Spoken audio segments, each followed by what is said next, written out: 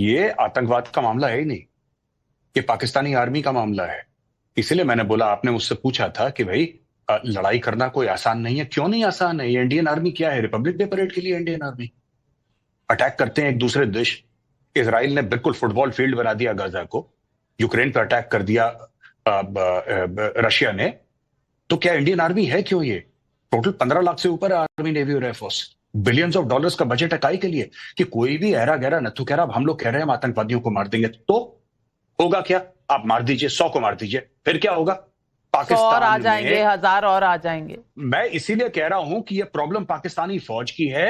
ये एक जिहाद के तहत काम करा जा रहा है। जब तक आप खुल के नाम नहीं लेंगे, आप आइडेंटिफाई नहीं करेंगे, आप सर काट के लाइए आसिम मुनीर का, आप अटैक करिए वहां पे इनके पाकिस्तानी फौजी। जब तक पाकिस्तानी पंजाबी फौजों की लाशें उनके गांव में नहीं जाएंगी, वहां से चीखने, रोने और बिलखने की आवाजें नहीं आएंगी, कश्मीर में शांति नहीं होगी। नाविका कि पाकिस्तानी आर्मी का मोटो क्या है? ईमान तकवा जिहाद फी सबीलिल्लाह। That is the motto of the Pakistan army. They say that we have been created to do जिहाद अगेंस्ट इंडिया। वो खुद कह रहे हैं, आसिम मुनीर खुद कह रहा है। हम लोग कह रहे हैं नहीं नहीं, उसका ये मतलब नहीं था।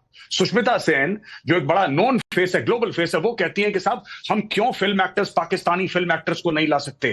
क्योंकि एक्टर्स हैव नो बाउंड्रीज, हम तो आर्टिस्ट हैं, हम ये सब चीजें नहीं जानते। उनको बुलाओ और खेलो क्रिकेट मैच पाकिस्तान के साथ, और फवाद खान को बुलाओ अपनी फिल्में करवाने के लिए। इन्होंने क्या करा है आज मैं आपको बताता हूं। It is not only the hard work of everybody that they have destroyed, what they have done is, आपको लगता है कोई टूरिस्ट जाएगा कश्मीर? कोई नहीं जाएगा। हम लोग पाकिस्तानी आर्मी की जब तक रीढ़ की हड्डी नहीं तोड़ेंगे, हम ये नहीं कह रहे कि डायरेक्ट आप वॉर करिए। You can activate the line of control, line of control पे ठोकिए। पाकिस्तानी फौज की डेड बॉडीज जब तक नाविका नहीं गिरेंगी, आपके यहां लाशें देखिए, खून बहेगा। सरहद के उस तरफ गिरे या इस तरफ, ये आपका फैसला है, ये मेरा फैसला है।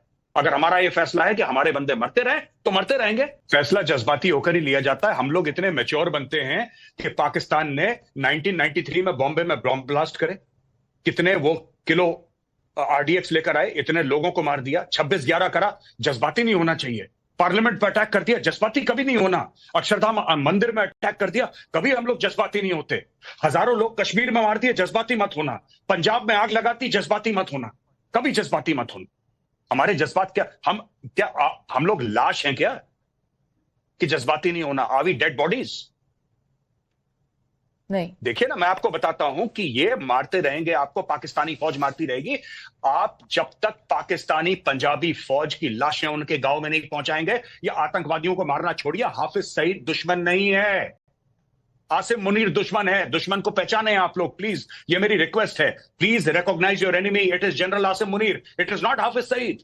कि जो कश्मीर में जो हुआ है और खासकर जो ऑप्टिक्स वहां से नजर आ रहे हैं, एक तो मैं उस पर कंडेम करना चाहूंगा उसको, और दूसरा दुआ करना चाहूंगा जो लोग मारे गए हैं, माओ के बच्चे मारे गए हैं, बीवियों के हस्बैंड, बच्चों के बाप, एक तो वो उनके लिए दुआ करना चाहूंगा, और जो जो लोग जख्मी हैं उनकी उनके सबसे बड़ा ये हमला कहा जा रहा है। 27 अब आ रही है कि 27 इसमें टूरिस्ट हैं, मासूम जो मारे गए हैं। मैं ये अब आपसे सबसे पहला सवाल मेरा ये होगा कि क्या इसके ऊपर अब ये उनकी तरफ से, बल्कि शुरू हो गया, कहा क्या जाएगा, ये कहना शुरू हो गए हैं कि जी पाकिस्तान की तरफ से जो है ये दहशतगर्दी करवाई जाती है और ये करवाई गई है। मैं ये अभी मेरे सामने से गुजरा, मैंने कहा मैं ये भी आपके सामने रख दूं। तो इसका मतलब ये हुआ कि हम जो बात करते हैं कि चले थोड़े से हालात ठीक हो, ये हो वो हो, तो वही एक स्टार्ट हो गया। आप इस अटैक पर क्या कहेंगे? ये कश्मीर में जो हुआ है, बहुत ही आम मासूम लोग मारे गए हैं, और अब ये जो एक पाकिस्तान और भारत के बीच शुरू होने लगा, क्योंकि कहा जा रहा है कि नरेंद्र मोदी साहब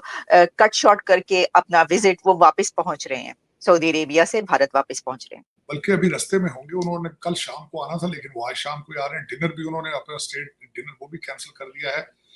और अभी मुझे थोड़ी देर पहले ही पता चला है कि शायद किसी ग्रुप ने इसकी रिस्पॉन्सिबिलिटी भी एक्सेप्ट कर ली है, जो कि कहा जा रहा है एक साइड से कि लश्कर तैयबा का वो इस विंग है उनका। अच्छा।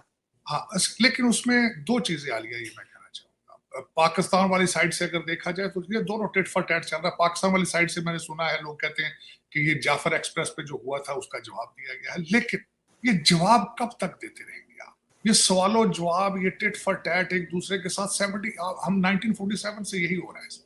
और जो मैंने पहले आपको अर्ज किया है कि इसमें माओ के बच्चे मर रहे हैं। आज कर्नाटका और उड़ीसा के लोग जो हैं और गुजरात के कुछ लोग थे, उनका किसी चीज के साथ क्या मारना। जो जाफर एक्सप्रेस में वो निकाल के पंजाबियों को मारते रहे हैं, उसमें उनका क्या कसूर? फिर उस जाफर एक्सप्रेस में अमेरिकन असला इस्तेमाल हुआ है, उसके अंदर टीटीपी है, तालिबान है, ये सारे का सारा इसको क्लोज कौन करेगा? क्या इसको हम आगे किस तरह बढ़ेंगे? और दूसरा देखें जो अटैक किया गया, टेरर अटैक हुआ है, और उसमें अभी तक के इत्तलात के मुताबिक तकरीबन 27 लोग जो हैं वो अपनी जान से गए, टूरिस्ट थे वो। और उसके लिए जो है वो इंडियन मीडिया, अभी गवर्नमेंट ने कोई बात नहीं की है, लेकिन इंडियन मीडिया जो है वो ये कह रहा है कि पाकिस्तान की इन्वॉल्वमेंट की बात की जा रही है। दूसरी तरफ पाकिस्तान के टीवी चैनल्स पे मुसलसल इस न्यूज को दिखाया जा रहा है और ये बताया जा रहा है कि हमारा कोई लेना देना नहीं है, ये अंदर की ही कोई बात है। लेकिन बहरहाल नुकसान तो हुआ है, टूरिस्ट पे अटैक है, इसका मतलब है कि भारत की जो कश्मीर की इकोनॉमी है उसके ऊपर भी अटैक कहा जा सकता है। साथ साथ वाइस प्रेसिडेंट यूएस के इस वक्त इंडिया में मौजूद हैं, उनके विजिट को भी देख सकते हैं। और मोदी जी वापस आ रहे हैं, सऊदीया गए थे लेकिन उन्होंने अपना विजिट जो है वो शॉर्ट करके और वो आज ही वापस आ रहे हैं। अफसोस से कहना पड़ता है कि हिंदुस्तान में एक मेहमान आए हैं, जेडी वैंस और उनकी बेगम उषा वैंस, बच्चों को लेके आए हैं वहाँ, और बड़े खुशगवार माहौल में वो आए हैं। और उनके बच्चे जो है वो, उनका जो बेटा है छोटे वाला, वो तो बहुत ही मानूस है मोदी जी से। तो बजाय इसके कि पाकिस्तान के एम्बेसडर फूलों का बुके लेके प्रेजेंट करते जीडी वैंस को कि आप साउथ एशिया में आए हैं, हमारे इलाके में आए हैं, तो हमारी तरफ से ये आपके लिए फूलों का गुलदस्ता है, आपने वहां आतंकवादी भेज दिए। 26-27 लोगों का नाहक खून बहा, जिसमें 6 के बारे में तो ऑलरेडी ये कहा जा रहा है कि ये पाकिस्तान से, ठीक है ना।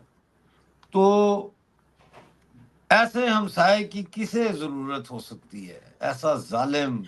लेकिन डॉक्टर साहब, सॉरी आपकी बात काट रही हूँ, लेकिन डॉक्टर साहब अभी तो इन्वेस्टिगेशन चल रही होगी ना, इतनी जल्दी हम कैसे फैसला करें कि पाकिस्तान से कोई गया? मतलब मैं मानती हूँ कि हो सकता है, बिल्कुल पहले भी होता रहा है, लेकिन अभी इन्वेस्टिगेशन चल रही है। हिंदुस्तान की गवर्नमेंट ने अभी कुछ नहीं कहा है, मीडिया की तरफ से जरूर बात की जा रही है, लेकिन अभी तक क्या किसी ग्रुप ने जिम्मेदारी ली है आपके ख्याल से? आप तो बहुत ज्यादा न्यूज पे नजर रखते हैं, क्या कोई ग्रुप आया सामने?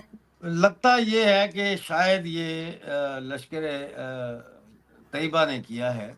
जम्मू एंड कश्मीर में पहलगाम के एरिया में अटैक हुआ है, जहां पे तकरीबन 26 के करीब लोगों की जानें गई हैं, बहुत से लोग जख्मी हुए हैं, और ऐसी वीडियोस, ऐसी फुटेजेस सामने आ रही हैं। यहाँ पर थी, क्या बोलते, भेलपुरी खाने से मेरा पति साइड में था, एक इंसान है, उसने उसको गोली मार दी यहाँ पे। उसने बोला कि शायद मुस्लिम नहीं है, उसने उसको गोली मार दी। सब है प्रेशर, आप टेंशन मत लो, मेरे पति का बच्चा लो। इंसानियत के लिए ना, इंसानियत के लिए, चाहे वो इंडिया में वाकया हो रहा है, चाहे वो पाकिस्तान में वाकया हो रहा है, देखो मर कौन रहा है? जानवर तो नहीं मर रहे जंगल में। अगर जंगल में जानवर भी मर रहे हैं ना, तो मेरे भाई जान अल्लाह पाक ने उनको भी दी है। और ऐसे हाथ काट के देखे ना, कौन है मुसलमान, कौन है हिंदू, कौन है कोई गैर मजहब आदमी?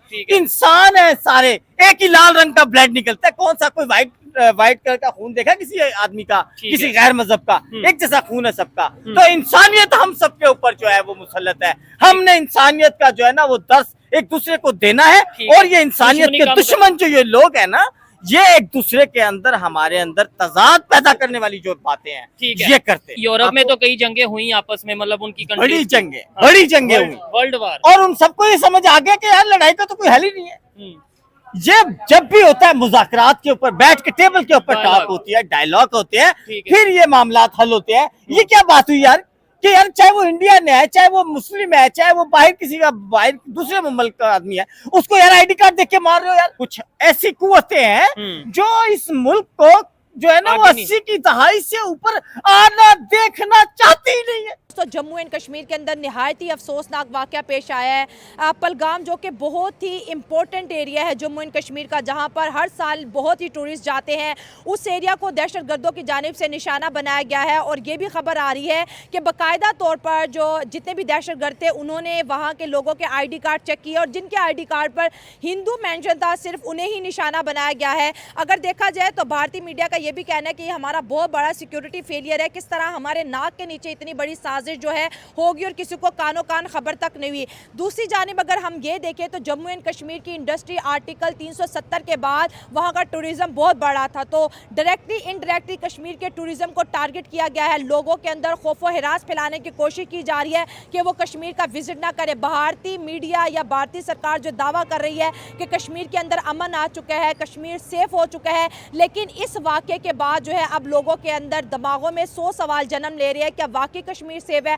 और इन दहशतगर्दी के पीछे जो है लश्कर तैयबा का हाथ बताया जा रहा है। तो दोस्तों, पाकिस्तान की ड्रामा फैक्ट्री फिर एक्टिव हो गई है, लेकिन भारत अब चुप बैठने वालों में से नहीं। मोदी जी का संकल्प, मेजर गौरव आर्या की लतार, जवाब साफ है। अब हर एक वार का करारा पलटवार होगा। अगर आपको वीडियो पसंद आए तो लाइक, शेयर एंड सब्सक्राइब जरूर करें। मिलते हैं अगले वीडियो में। जय हिंद।